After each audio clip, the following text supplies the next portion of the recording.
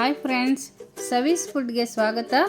ಸವೀಸ್ ಫುಡ್ನ ಇಂದಿನ special recipe ಏನಂದರೆ ನಾಗರ ಪಂಚಮಿ ಹಬ್ಬದ ರೊಟ್ಟಿಯ ವಿಶೇಷ ಉತ್ತರ ಕರ್ನಾಟಕದ ಸ್ಟೈಲ್ನಲ್ಲಿ ಎಳ್ಳು ಹಚ್ಚಿದ ಖಡಕ್ ರೊಟ್ಟಿ. ನಾನೀಗ ಇದ್ರ ಜೊತೆ ಸವಿಲಿಕ್ಕೆ ಬಗೆ ಬಗೆಯ ಪಲ್ಯಗಳನ್ನು ಕೂಡ ಮಾಡಿದ್ದೀನಿ. ಹಾಗಾದರೆ ರೊಟ್ಟಿ ಜೊತೆ ಇವುಗಳನ್ನು ಸವಿಯಲು ಬನ್ನಿ. ಖಡಕ್ ರೊಟ್ಟಿ ಮಾಡುವ ವಿಧಾನ ಹೇಗೆ ಎಂಬುದನ್ನು ನಾನು ನಿಮಗೆ ತೋರಿಸ್ತಾ ಇದ್ದೀನಿ. ರೊಟ್ಟಿ ಮಾಡಬೇಕಾದ್ರೆ ಮೊದಲಿಗೆ ಅದಕ್ಕೆ ಜಿಗಿ ಮಾಡ್ಕೋಬೇಕು. ಯಾವ ರೀತಿ ನೋಡ್ರಿ, ಆಮೇಲೆ ಒಂದು ಪಾತ್ರೆ ಇಟ್ಟಂತೆ ಒಂದು ಗ್ಲಾಸ್ ನೀರು ಹಾಕ್ತೀವಿ. ಆಮೇಲೆ ಒಂದು ಅರ್ಧ ಸ್ಪೂನಷ್ಟು ಕಾಲು ಸ್ಪೂನಷ್ಟು ಉಪ್ಪನ್ನು ಹಾಕಿ ನೀರನ್ನು ಕುದಿಲಿಕ್ಕೆ ನೋಡಿ. ನೀರು ಕುದೀತಾ ಇದೆ. ಈ ಟೈಮಲ್ಲಿ ಜೋಳದ ಹಿಟ್ಟು ಏನಿರುತ್ತಲ್ಲ ಅದನ್ನು 2 ಸ್ಪೂನ್ ಹಾಕ್ಬಿಟ್ಟು ಸ್ವಲ್ಪ ಬೇಕು ಅನಿಸಿ ಹಾಕಿ ಕಲಿಸ್ತಾ ಹೋಗಿ ಇಷ್ಟೇ. ಅದನ್ನು ಹಾಕಿ ಮತ್ತೆ ನೀವು ಬೇರೆ ಕುಡ್ಬೇಕು ಅನ್ನೋದೇನಿಲ್ಲ. ಒಂದು ಲೋಟ ನೀರಿಗೆ 2 ಚಮಚ ನೀರು ಹಾಕ್ಬಿಟ್ಟು ಈ ಥರ ಸರಿ ಮಾಡ್ತೀನಿ. ರೊಟ್ಟಿಗೆ ಸರಿ ಅಂತಾರೆ ಕೆಲವು ಹೀಗೆ ಅಂತ ಹೇಳ್ತಾರೆ. ಓಕೆನಾ? ಇದನ್ನು ಒಂದು 5 ನಿಮಿಷ ತಣ್ಣಗೆ ಹೋಗ್ಬಿಟ್ರೆ ಆಮೇಲೆ ರೊಟ್ಟಿ ಇಟ್ಟು ಅದು ತೋರಿಸೋಣ. ಈಗ ಸ್ವಲ್ಪ ಆಗಿದೆ. ಇದಕ್ಕೆ ಒಣ ಹಿಟ್ಟು ಅಜ್ಜಿಗೆ ಎಷ್ಟು ಬೇಕಂತ ಅನಿಸುತ್ತೆ ಅಷ್ಟನ್ನು ಮಾತ್ರ ಹಾಕಿ ಅರ್ಧ ಒಣಕ್ಕೆ ನೋಡಿ. ಒಣ ಹಿಟ್ಟು ಅಜ್ಜಿಗೆ ಮ್ಯಾಚ್ ಆಗಬೇಕು. ಮೊದಲಲ್ಲಿ ದಿನ ಇನ್ನೊಂದು ಸ್ವಲ್ಪ ನೀರು ಹಾಕಿಲ್ಲ ನಾನು. ಈ ರೀತಿ ಅಂಗೈಯನ್ನು ಒತ್ತಿ ಈ ರೀತಿ ಇಟ್ಟು ಜಿಗಿ ಬರಬೇಕು. ನೀವೆಷ್ಟು ಚೆನ್ನಾಗಿ ನಾದ್ಕೊತೀರೋ ರೊಟ್ಟಿ ಅಷ್ಟು ಚೆನ್ನಾಗಿ ಬರುತ್ತೆ. ನಾನು ಇನ್ನೂ ಒಂದು ಸ್ವಲ್ಪ ನೀರು ಮುಗಿಸಿಲ್ಲ. ಆ ಜಿಗಿಗೆ ಆ ಹಿಟ್ಟಿಗೆ ಸಣ್ಣಾಗಿ ನಾದ್ತಾ ಇದ್ದೀನಿ. ಆಮೇಲೆ ಲಾಸ್ಟಲ್ಲಿ ಹಿಟ್ಟಿಗೆ ನೈಸ್ ಆಗೋಕ್ಕೆ ಸ್ವಲ್ಪ ನೀರಲ್ಲಿ ಹಿಂಗೆ ಕೈ ಎದ್ದಿ ಈ ರೀತಿ ಮೆತ್ತಗೆ ಮಾಡ್ಕೊತಾ ಬರ್ರಿ.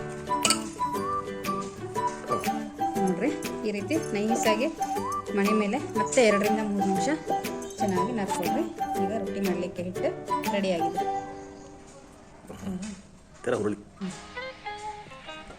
ನೋಡಿ, ಈ ರೀತಿ ನಾದಿದ ಹಿಟ್ಟನ್ನು ಒಂದೇ ಸಣ್ಣಾಗಿ ಹುಳಿ ಮಾಡ್ಕೊತಾ ಹೋಗಿ.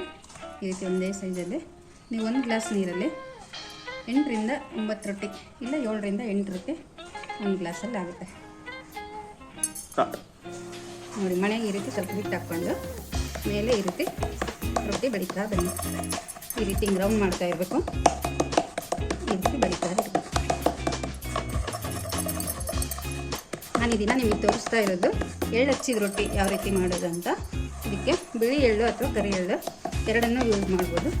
ಬಿಳಿ ತೊಳೆದ ಮೇಲೆ ಕಪ್ಪು ಎಳ್ಳು ಚೆನ್ನಾಗಿ ಕಾಣುತ್ತೆ ಅಂತ ತುಂಬ ಜನ ಕಪ್ಪು ಎಳ್ಳನ್ನು ಬಳಸ್ತಾರೆ. ನೋಡಿ, ಈ ರೀತಿ ರೌಂಡ್ ಮಾಡಿಕೊಂಡು ಇದರ ಮೇಲೆ ಈ ರೀತಿ ಎಳ್ಳನ್ನು ಹಾಕೊಳ್ಳಿ. ಸ್ವಲ್ಪ ಒಣ ಹಿಟ್ಟನ್ನು ಹಾಕಿ ಲಟ್ಟಣಿಗೆ ತಗೊಂಡು ನಿಧಾನವಾಗಿ ಎಳ್ಳು ಬೀಳಲ್ದಾಗೆ ಈ ರೀತಿ ಫಸ್ಟ್ ನಿಧಾನ ಈ ರೀತಿ ಪ್ರೆಸ್ ಮಾಡಿ. ಆಯಿತಾ? ನೋಡಿ, ಈಗ ಎಳ್ಳೆಲ್ಲ ರೊಟ್ಟಿಗೆ ಹತ್ಕೊಂಡಿದೆ. ಈಗ ಬೀಳಲ್ಲ. ಮತ್ತು ಇದು ಇನ್ನೊಂದ್ಸಲ ಹೀಗೆ ರೌಂಡ್ ಅಪ್ ಮಾಡ್ಕೊಂಡ್ಬಿಟ್ಟು ಉದ್ಲಿಕ್ಕೆ ಸ್ಟಾರ್ಟ್ ಮಾಡಿರಿ. ನೀವು ಚೆನ್ನಾಗಿ ನಾದ್ಕೊಂಡಿರೋದ್ರಿಂದ ರೊಟ್ಟಿಯನ್ನು ನೀವು ಚಪಾತಿ ಉದ್ದಿದಾಗ ಎಷ್ಟು ಚೆನ್ನಾಗಿ ತೆಳ್ಳಗೆ ಉದ್ದಿದ್ರು ಕೂಡ ರೊಟ್ಟಿ ಒಂಚೂರು ಸೈಡಲ್ಲಿ ಕಟ್ಟಾಗದೇ ಇರೋ ಹಾಗೆ ರೊಟ್ಟಿನ ಮಾಡ್ಕೋಬೋದು. ನೋಡಿ, ಈ ರೀತಿ ಉತ್ತಾ ಹೋಗಿ ಅದು ಏನು ಮಾಡಿದರೂ ರೊಟ್ಟಿ ಕಟ್ಟಾಗುತ್ತೆ. ಹೌದ್ರಾ? ನೋಡಿ, ಇಷ್ಟೆಳ್ಳು ನೀವು ಎಳ್ಳು ಹಚ್ಚಿದ ರೊಟ್ಟಿನ ಮಾಡ್ಕೋಬೇಕು. ಈ ರೀತಿ ನಿಧಾನ ಲಟ್ಟಿಸ್ತಾ ಹೋದರೆ ರೊಟ್ಟಿ ನಿಮ್ಗೆ ಎಷ್ಟು ತೆಳ್ಳಗೆ ಬೇಕೋ ಅಷ್ಟು ಮಾಡ್ಕೋಬೋದು. ಈ ರೀತಿ ಮಾಡಿದ ರೊಟ್ಟಿನ ನೀವು 15 ರಿಂದ 20 ದಿವಸ ಇಟ್ಟರೆ ಏನೂ ಆಗಿರಲ್ಲ. ರೊಟ್ಟಿ ಖಡಕ್ ರೊಟ್ಟಿ ಅಂತಿರಲ್ಲ, ಆ ರೀತಿ ಮಾಡ್ಕೋಬೋದು. ಹೌದಾ? ಇಷ್ಟು ದೊಡ್ಡದ ರೊಟ್ಟಿನ ನೀವು ಕೂಡ ಮಾಡ್ಕೋಬೋದು. ಈಗ ರೊಟ್ಟಿನ ಬೇಯಿಸಿ ತೋರಿಸ್ತೀನಿ.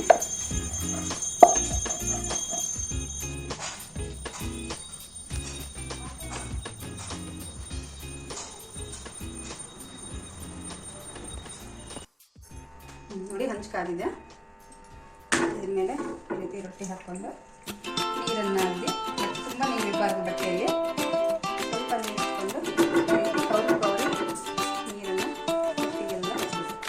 ತುಂಬ ಹಸಿ ಬಟ್ಟೆಯಲ್ಲಿ ನೀರು ಜಾಸ್ತಿ ಆಗುತ್ತೆ. ರೊಟ್ಟಿ ಬೇಗ ಇದು ಅಂತ ಹೇಳ್ತು ಕೌರಿ ರೊಟ್ಟಿ ಈ ಥರ ಗ್ಯಾಸ್ ಇಟ್ಕೊಂಡು ಸ್ವಲ್ಪ ಈ ರೀತಿ ಬೇಕಾಗಿದೆ